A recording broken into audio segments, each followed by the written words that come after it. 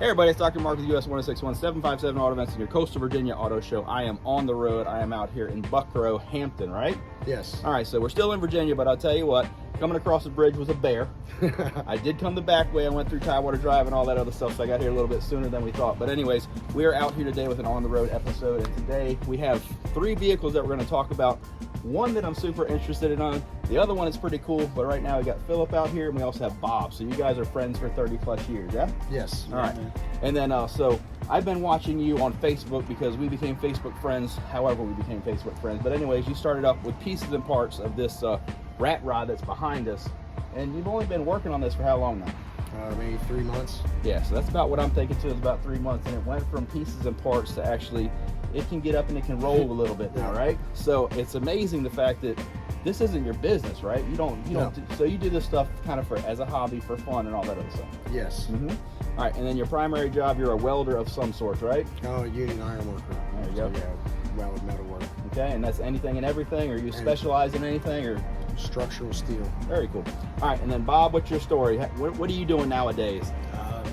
Nothing much, man. Just chilling. Just chilling. All right, and so again, we got the rat rod here. We're going to talk about the Ford that you got airbagged and all that other stuff. And Bob, you have your Volkswagen that you've had for how long?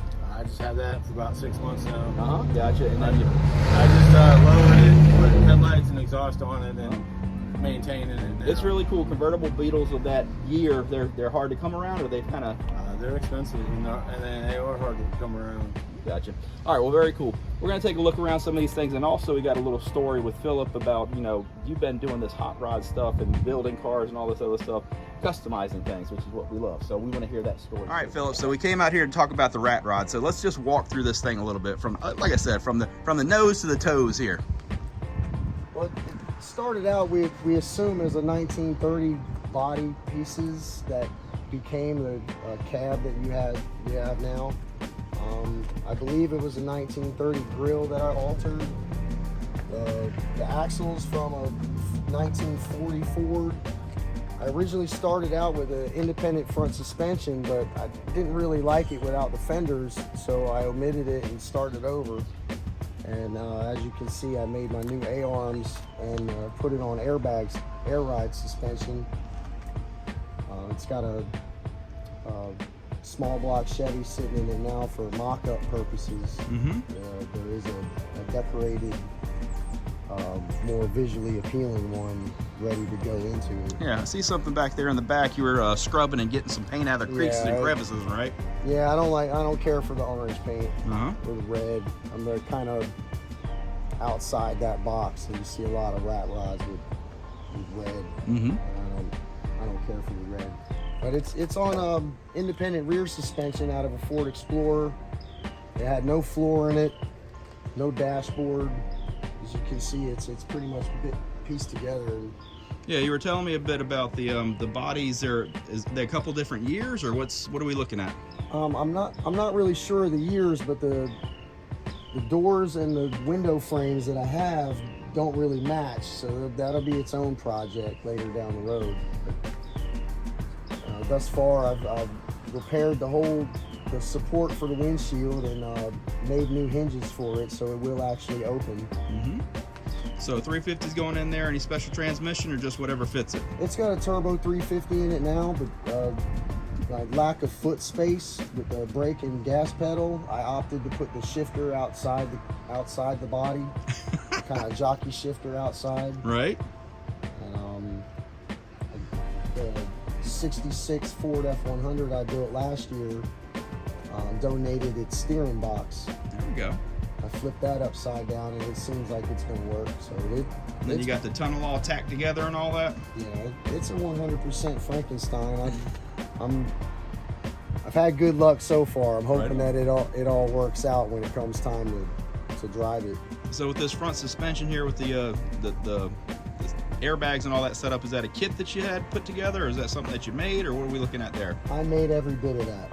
Okay, so that was just kind of, we talked a little bit about this, but this was kind of a vision that you had, right? Yeah, well, sitting there staring at when I had the Mustang 2 style front suspension on it, just sitting there looking at it, I imagined if the A-arms were turned face forward and went from there and started bending pipe. Awesome. All right, now the back end of this is something special, right? In my opinion, you don't see too much of it. I have seen a couple, but it has independent rear suspension. Mm-hmm. So tell us a little bit about that. You got this out of what vehicle? I was told it was a 2006 Ford Explorer. Mm-hmm. So it has disc brakes. It has the independent A arms. Right, so that's the rear end and the springs and all that stuff. Very cool. And then this is going to get bagged out also, yeah?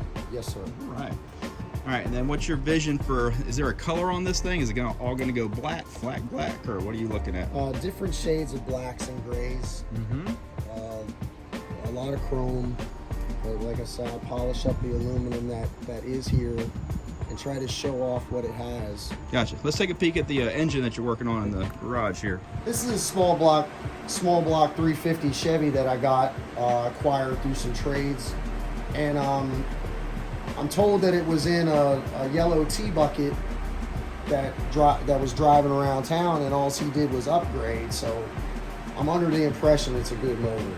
Okay. I do want to put tunnel ram and dual 4-barrel carbs on it. Mm-hmm. Stack it up a little bit, huh? Yes, just to give it more cartoony look, because then it will be taller than my windshield. Exactly. And Awesome. That's the whole thing. You know, the white walls and the cheater slicks. The was it 60s style, Rat Fink style? You got it. The Cartoon. Zoomies, you know. Cartoon, yes. Very cool. All right, let's go talk about the truck out here. All right. All right, so as we were talking about the truck out here, this is where you came into my dad and I used to. So tell us a little bit about the history of you and your dad working on cars and all that. Well, hell, I mean, as far back as I can remember, my father's had a project car of some sort. Uh-huh. When I started driving, my very first vehicle was tricked out and customized in mini truck. There we go. Mini truck. Uh-huh.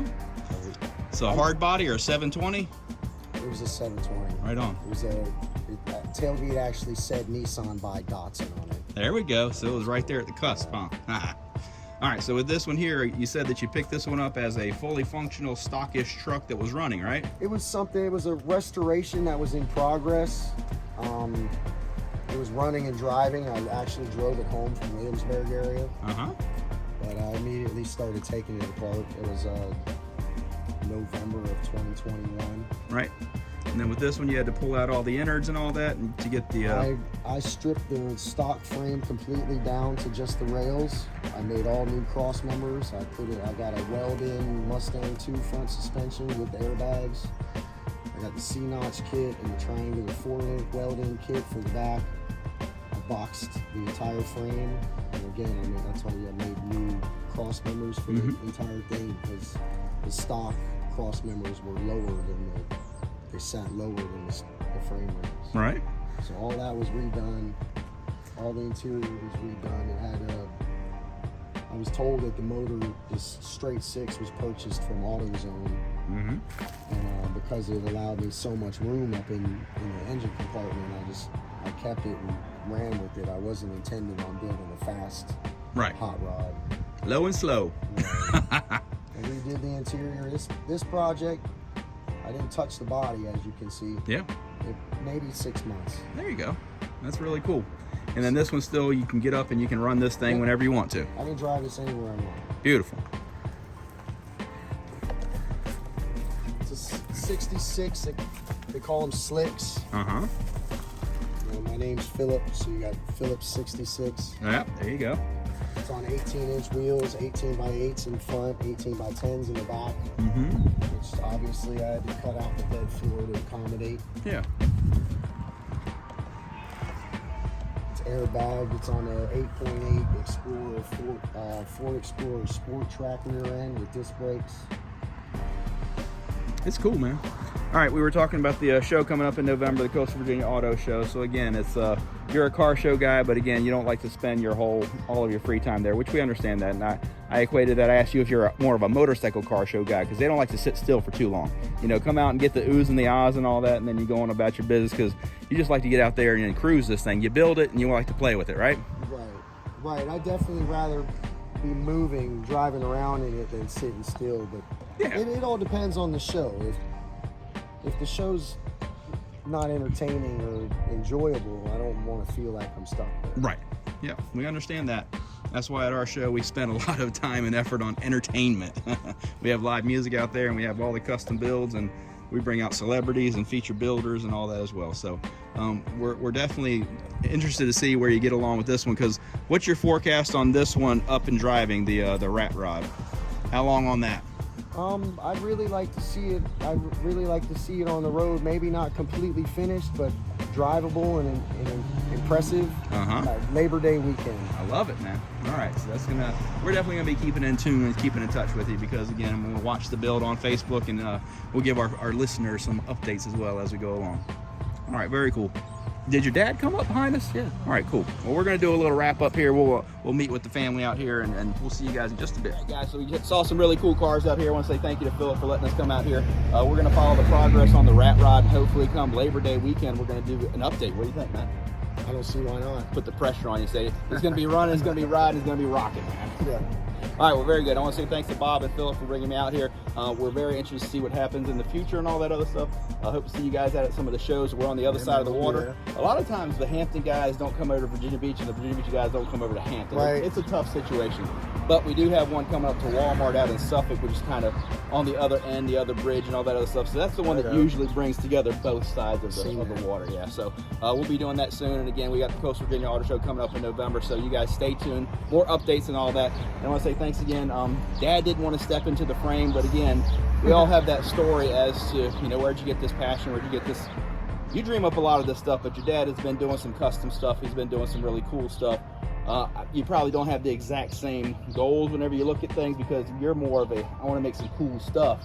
And Dad's like, it's got to be right. You'd be surprised. Oh, yeah? Yeah. All right, very good. Well, we're looking forward to future stuff. You guys stay tuned. We'll see you guys on the road. Bye.